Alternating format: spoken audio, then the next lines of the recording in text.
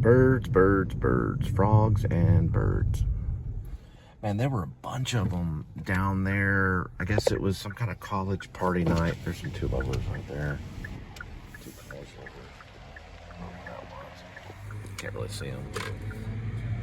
Sometimes they get married. Yep, they meet in college and get married. I actually did not. I did not meet my wife in college, although I thought I did. There was this lady I knew. She was named after a Fleetwood Mac song.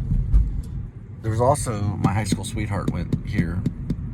I'll just say her name's JQ. I'm not going to put that part in the story. The whole thing about the river of hell and all that stuff. I'm probably going to change that. That was just because I was mad about some other stuff. But anyway, yeah, there was a lady, and when I went to UNT, we were very we didn't go out for that long. It was less than a year. But I really liked her. And I asked her, and, she turned me down. So that's when I decided, you know what? Maybe I'm not a teacher. Maybe Denton is not the life of me, the life for me. And, I was going to move on from, I graduated UNT. I was ready to start becoming a teacher. And then I just took my sister's Camaro and went, she lent it to me. And I went to pretty much to Hollywood. I went to Long Beach, California. It was about a 2-hour drive. Long Beach is still cool, though.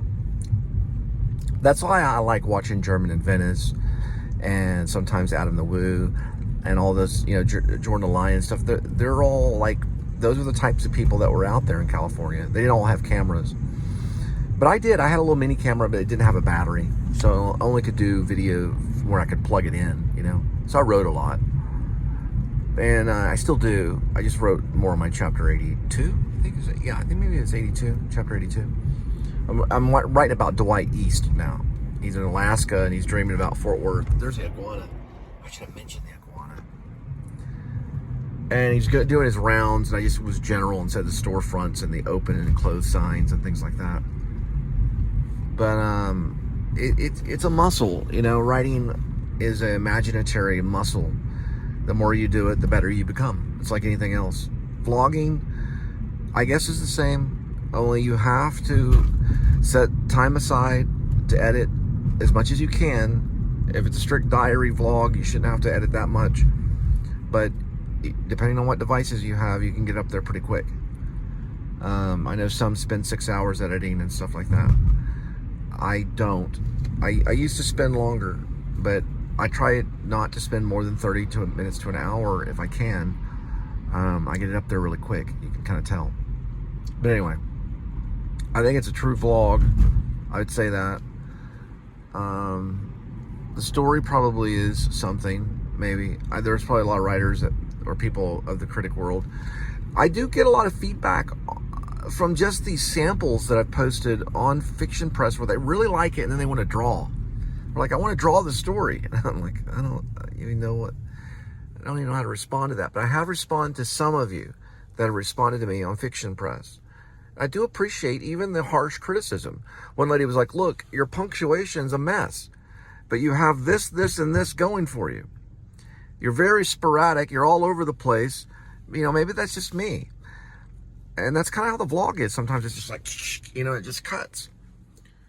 Because sometimes I'm very general. But, so is Cormac McCarthy at times. And then sometimes you're very specific. Whether it's good or bad, I don't think a writer really does it for that purpose. I really don't. I really honestly believe that every writer out there does it for some mysterious purpose that's undescribable. Stephen King talks about or digging up the story like a like an archetypal, what is the word? Like an anthropologist almost, okay? Like a person that's, like Indiana Jones digging for something, He talks about digging it up, and it's already there. I agree with that 100%. I think that's one thing about Stephen King I agree with on stuff that he's talked about. He's one of our greatest writers of all time, just like Edgar Allan Poe and all the other greats. He truly has the gift of storytelling. But it is discovering. It's already there. And you don't have to let it all in. I don't know if Stephen King would agree with me on this one, but you don't have to let it all in. You can edit some of it as it's flowing into you. I also believe what W.B. Yeats talked about. I call it the unified field, and you can really tap into it. And I've had people, say, I really like this little passage of Escape from Maine, and I read it, and I was like, okay, that might be something that someone may talk about someday. I don't know, but it can really flow, and then you can really tap into it. And W.B. Yeats talked about a record player and a needle, I think.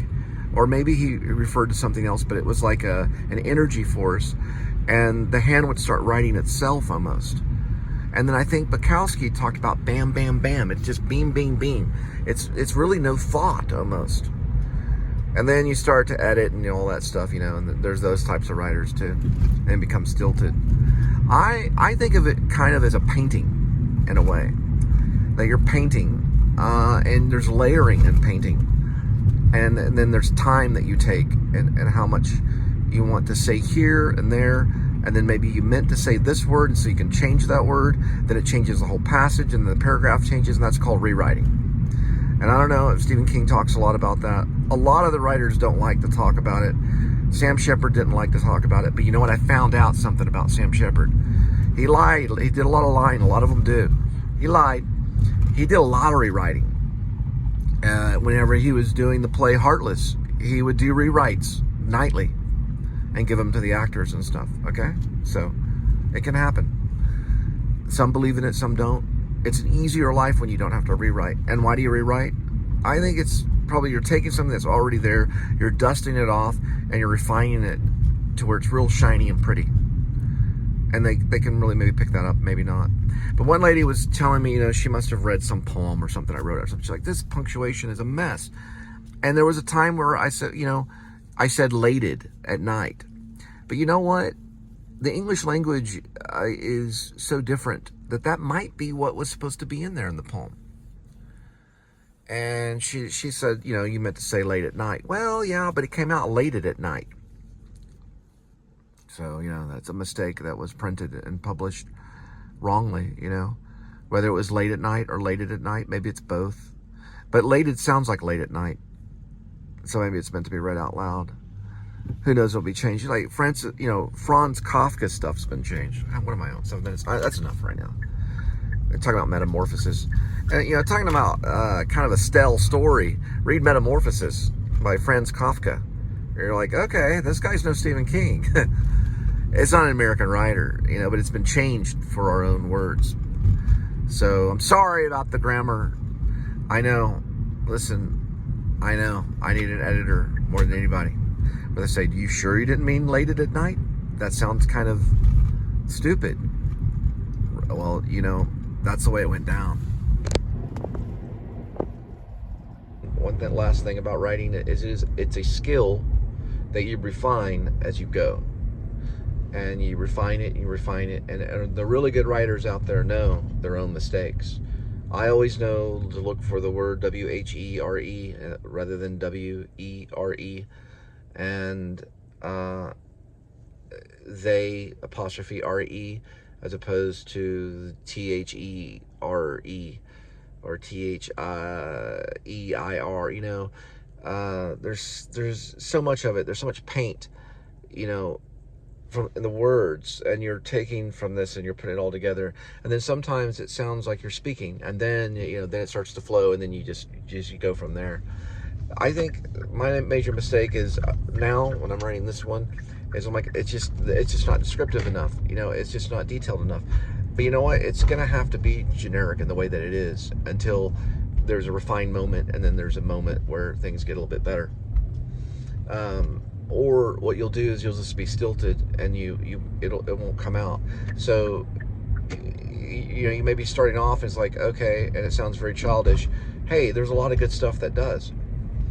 And then there's other stuff that you need to refine. But I don't know. We'll see what chapter 82 leads to. Right now, it's just Dwight sitting by the trailer. He's a trailer wagon that he sits in. I call it the trailer wagon. I just call it that. It's kind of like a wagon in a trailer. And he's got a truck. He's got the Interceptor, the FPIU, which is a Ford Police Interceptor utility truck. and he's got that that's been repainted. If you read the story, and he's hiding. He's hiding in Alaska from a sentencing. That he was innocent, and the dog is with him, and the dog is drinking the water from a fresh river on this bowl, and he's basically he's just popped the blister on the back of his Achilles heel. I think there's some description, there's some detail stuff in that. So I remember thinking about, okay, yeah, when the blister burst, on the back of his heel, I remember I could describe it as a meteorite, but it just now happened, so it hasn't got to the stage where, after the blister burst, there's just a little cut there, kind of thing, and then it starts to make shapes, kind of like a meteorite, like a small meteorite, a tiny meteorite on the back of his Achilles. So that's probably gonna maybe end up there, because now we're talking about the blister and stuff, and there may be days going by. Listen, there's one thing I want to say to you, as the writers, the future writers out there, there could be days going by where you're like, there's nothing being done, and all of a sudden you finished up a chapter. You could do too much. You can think about it and sit there and think about it, and those thoughts weigh into the writing, and the people that read it know that. But if you're the writer that must hit the 6-page mark, which that's usually what Stephen King does, he does like 6 pages, I think, a day, or he tries for that sometimes, maybe more. That's masterful, but he does spend time walking and thinking and dreaming, and then he gets it on paper. He's a true writer.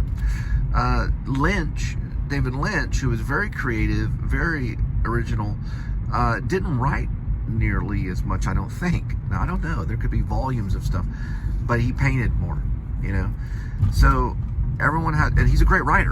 David Lynch is a great writer. He's a great writer. He was. Eraserhead's brilliant, but Stephen King's more prolific. But you don't want to think about those kinds of things, because it can stilt you a little bit. You want to think about the character, what the character's doing, what they're smelling, what they're seeing, who they're talking to. I love dialogue. That's why I also like to write plays. Let's end on this peace sign right here. All right, kitties, hang on for a minute. This is for the outdoor kitties.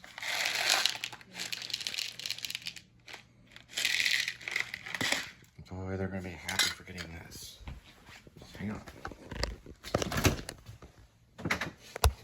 Okay. Running the shear.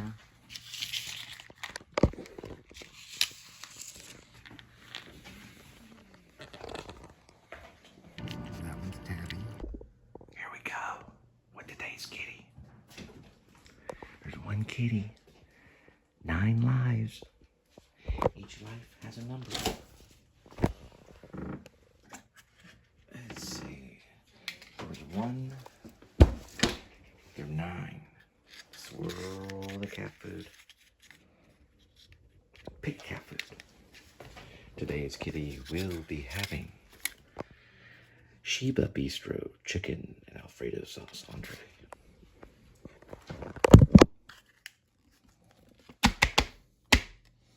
And you were already fed earlier, weren't you, kitty?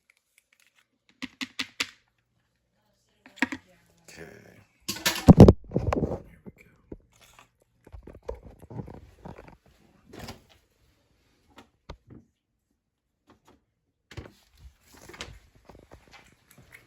This should be good. It's like tonight, Fishsticks. It's 1, 2, 3, 4, 5, 6, 7, 8, 9, 10. 11 minutes and 45 seconds or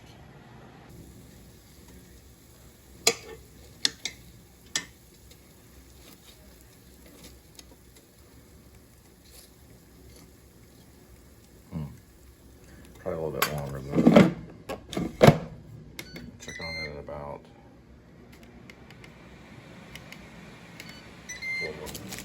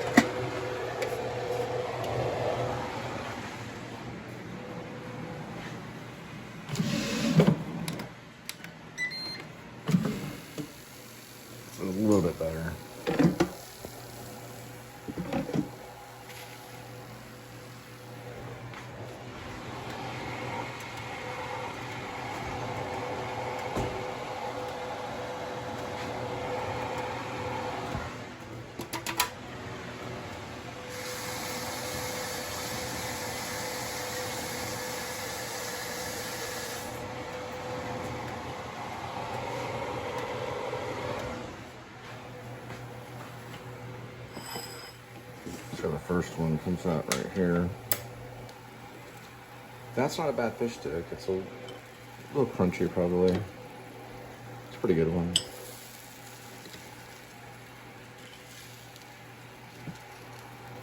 Is you okay, kitty? He likes to drink from the faucet.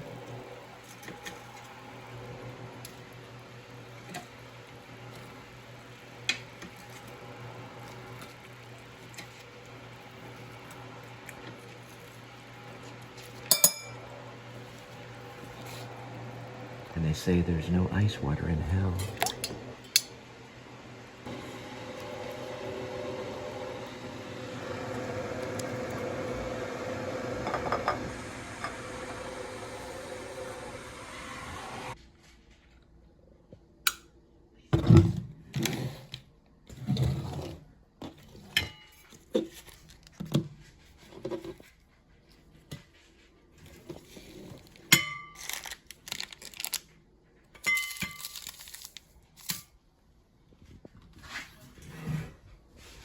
Here's one for the food. I always do this with my spinach from the can. It gives it a pretty good taste.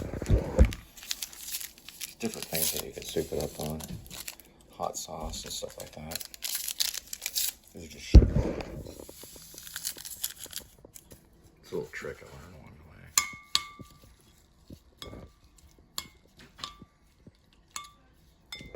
Spinach.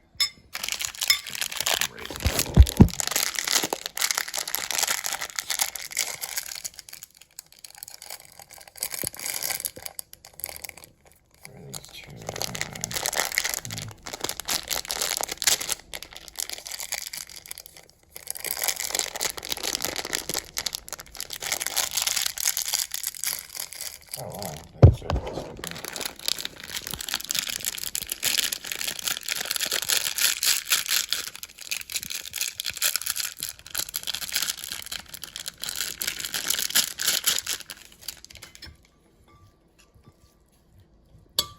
And I got some of this tartar sauce here. And some of this. And then of course some crackers. And some cheese. Alright. Try some of the spinach.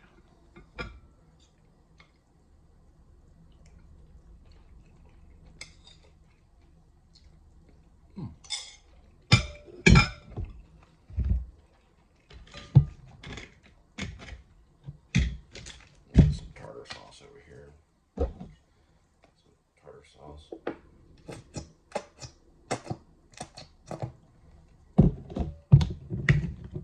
This is being documented. Okay. There's a fish stick.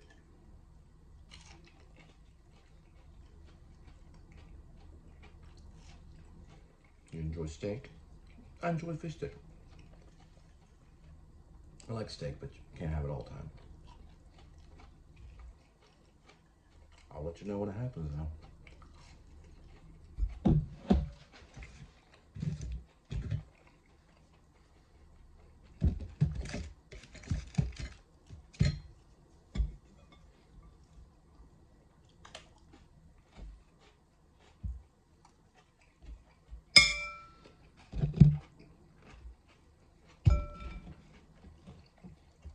Nothing but fish stick. Well,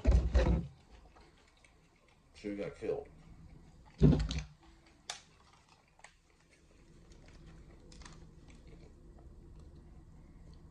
That's all they ever showed.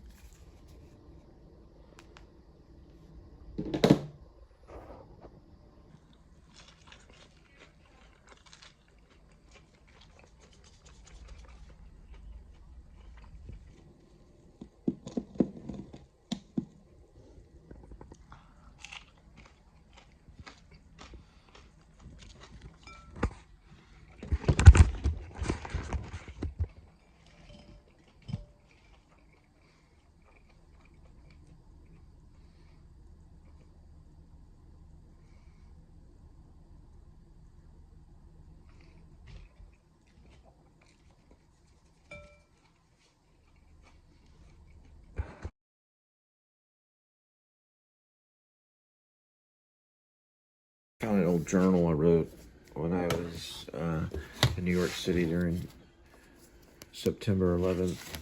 It talks about when I first entered New York. I was pretty much kind of the mind of a writer, and I did love acting, I guess because I got involved in the theater, which is many writers are.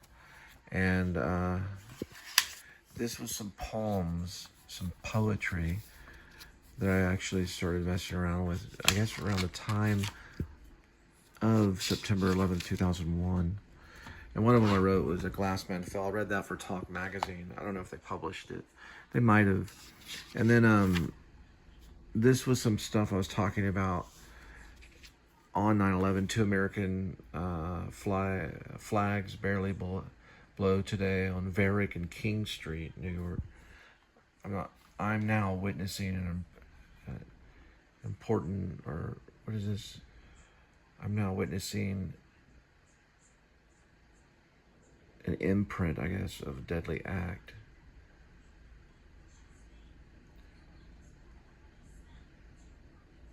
Yeah, an imprint is probably what I said. The imprint floats in the sky like dragon's breath. It billows up like a smoky cloud rushing upward, carrying lost souls. This is me looking at the September, at the World Trade Center. I picked a wonderful time to wake up today. This was titled Fear in New York. I woke up this morning to devastation. The World Trade Center was hit by 2 airliners. Both planes exploded on impact and destroyed most of each buildings. I'm on King Street, not far from where it happened. Ambulance, fire, police sirens are screaming all around me. I look to my right and I see a woman holding her lips. Now, I'm actually writing this, holding this. You can see me scratch here. Well, you can't see me do it, but the pen, you can see the pen scratch here to sharpen it a little bit. I look to my right and I see a woman holding her lips. Her eyes look blank and desperate. It looks as if the tears have been flowing. Everyone is walking around like strange zombies. You can smell the smoke from the World Trade Center. We might read some of this. This is probably a book. From the beginning. It's a journal. But this is what I carried around with me in New York. It's very viable to me. Oh, my son's in there. My son's birthday's tomorrow. Here's my son, David, and David and Elizabeth. I kept that in there as little bookmarks and stuff. But it's just a journal that I kept. I even drew and stuff. I think I've shown this journal before. Here's some stuff I drew here.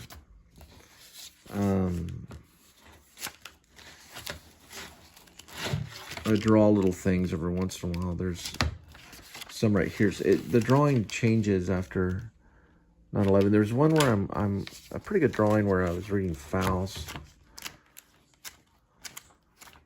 I almost played Faust when I was there. Let me see if I can find it. Yeah, here it is. It's not too bad. I was writing a screenplay. There's a screenplay in the middle of this. It's kind of crazy. Just because I had a lot of time before I showed up at the actor studio. I drew that in a bookstore. You can see something right here, which I'm reading. There's my Doc Martens shoes. So I'm walking on the streets of New York. There's a car, and I'm like looking downward from a bookstore. A noble scene. A scene where a dare sits at a table at Barnes & Noble on 6th Avenue of Americas. He reads and spots 2 police officers, a white male, black female. Barnes & Noble scene. Just kind of making note. Then all of a sudden, I wake up at 9/11. It's pretty interesting.